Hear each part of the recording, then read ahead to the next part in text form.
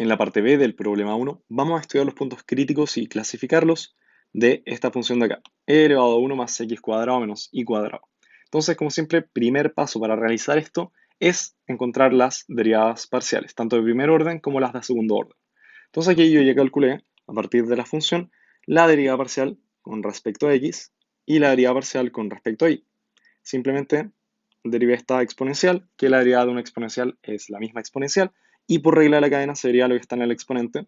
En este caso, con respecto a x, nos quedaría 2 por x, derivando esto. Y bueno, los otros términos, como siempre, no dependen de x, así que son constantes que se van a cero. Y lo mismo con respecto a y.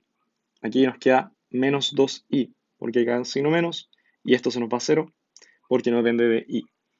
Bien, ahora para las derivadas parciales mixtas, tenemos que tomar esta expresión y derivarla con respecto a y, para encontrar la derivada parcial mixta o de segundo orden, primero con x y después con y. Entonces, sería primero 2x, porque es una constante multiplicando a algo que depende de y, y esto que depende de y es la exponencial, que derivándola va a quedar la misma exponencial, y por regla de la cadena tenemos que derivar lo que está en el exponente con respecto a y, que va a ser simplemente menos 2 por y, en el resultado, porque esto se nos va a cero, esto se nos va a cero, derivamos esto con respecto a y, queda menos 2y. Y análogamente, con la derivada parcial, primero con y y luego con x, sería agarrar esta expresión de acá y derivarla con respecto a x. Nos quedaría menos 2 por y por algo que depende de x, entonces tenemos que derivar esta exponencial, la derivada de la exponencial es la misma exponencial, x cuadrado más y cuadrado, y derivo por regla de la cadena lo que está en el exponente con respecto a x, y me va a quedar 2 por x. Bien, luego tengo que derivar parcialmente por segunda vez, o encontrar la derivada de segundo orden, simplemente volviendo a derivar la primera derivada, con respecto a x primero. Entonces sería 2 por x por esto, regla del producto en las derivadas, sería primero, voy a hacerlo así, 2 por x, derivado queda 2, por el primero sin multiplicar, o sea, sin derivar, más el segundo sin la derivación, y tengo que derivar el exponente, o sea, la exponencial. 1 más x cuadrado menos y cuadrado. Por regla de la cadena, esto me va a quedar 2x. Bien, entonces 4x cuadrado por la exponencial más 2 por la exponencial. Y acá también tengo que derivar parcialmente por segunda vez la primera derivada. Entonces agarro este término y lo derivo por segunda vez. Va a quedar menos 2 por e más x cuadrado menos y cuadrado. Y a esto le tengo que sumar el término sin, bueno, acá va a quedar menos, sin derivar por el segundo derivado, que es la derivada de la exponencial. Es la misma exponencial y tengo que derivar lo que está en el exponente. Por regla de la cadena me va a quedar 2y, bueno, aquí va a quedar menos 2y. Y bueno, acá estaba el más, pero acá está un menos. Ahí sí, para hacerlo bien. Y ahí se nos van todos los términos. Estoy como un poco afónico. Y encontramos ya las derivadas parciales. Luego, para partir el ejercicio realmente tenemos que encontrar los puntos críticos, que esto se hace con la ecuación del gradiente igual a 0, puntos críticos. Es decir, vamos a tener dos ecuaciones, la derivada parcial con respecto a x y la derivada parcial con respecto a y, tienen que ser iguales a 0. Sistema de ecuaciones, y acá entonces tenemos que ver cómo lo resolvemos. Fíjense que las exponenciales o la exponencial de algo, e elevado a, nunca va a ser 0. Eso es distinto de 0 siempre. Entonces voy a escribirlo aquí.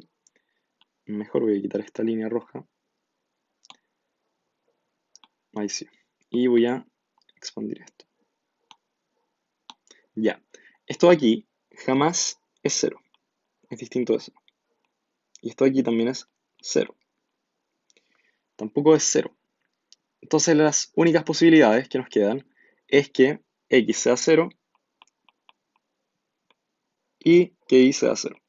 Entonces nuestro punto crítico, el único punto crítico de la que nos soluciona esto, único punto crítico,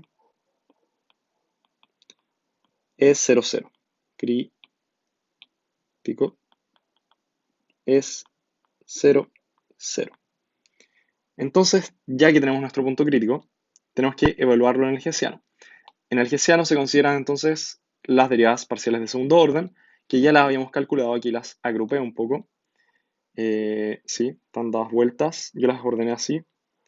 Puse primero la derivada parcial con respecto a la misma variable, x, y en las esquinas, digamos, las derivadas parciales mixtas. Entonces, el hessiano va a ser esta matriz de acá con estos términos, que bueno, está escrito acá abajo.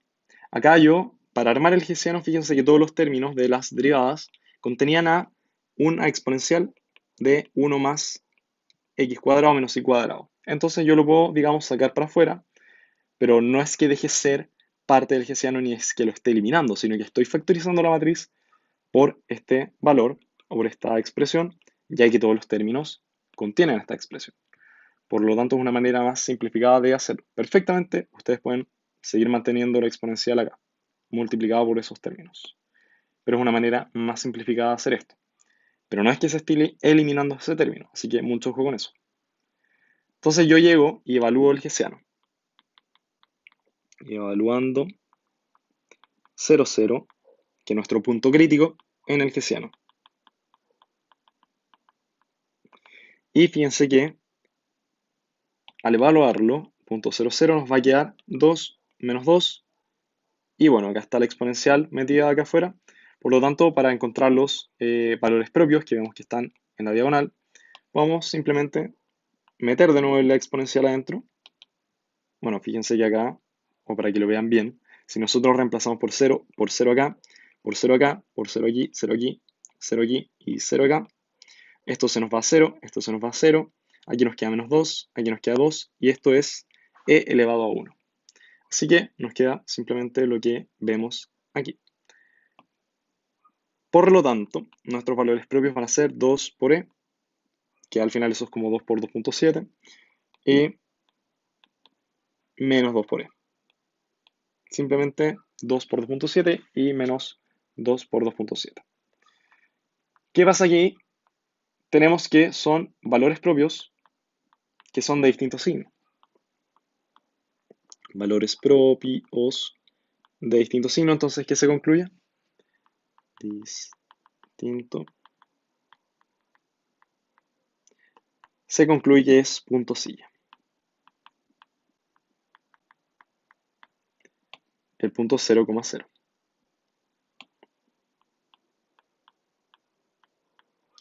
Se concluye eso porque para que sea máximo o mínimo, tiene que estar definida positiva la matriz o definida negativa. Y lo que pasa acá cuando tenemos valores propios que son positivos y negativos es que la matriz no está definida, digamos. Y automáticamente cuando tengamos valores propios que son de distintos signos, positivo y negativo, vamos a tener que nuestro punto crítico es un punto silla. Así que aquí tienen el grafo de la función y podemos ver claramente que se trata de un punto silla. Entonces esto aquí es algo que no he explicado muy bien de cómo se entiende gráficamente un punto silla. Y un punto silla se entiende gráficamente como aquel punto del grafo en el que nosotros, si es que lo miramos desde esta perspectiva, por ejemplo, yo voy acá subiendo, subiendo, subiendo, subiendo, subiendo, y tengo que después baja. Entonces, podríamos interpretarlo desde esa mirada que se trata de un máximo. Sin embargo, si yo hago el camino contrario o perpendicular por acá, yo voy bajando, bajando, bajando, bajando, bajando, llego a este punto y luego empiezo a subir por la función. Entonces, si lo vemos desde acá sería un mínimo. Si lo vemos desde acá sería un máximo. Un punto silla es aquel que, dependiendo desde donde se mire, va a ser máximo o mínimo. Entonces, digamos que por eso se dice punto de silla, en el sentido de punto silla de montar, como que tiene esta forma así, de una silla de montar caballo. Y son aquellos puntos que no están definidos ni como máximos ni como mínimos, sino que como que dependen de la dirección en que uno los mira. Por lo tanto, no son ninguna de las dos. Eso básicamente. Vamos con el siguiente problema.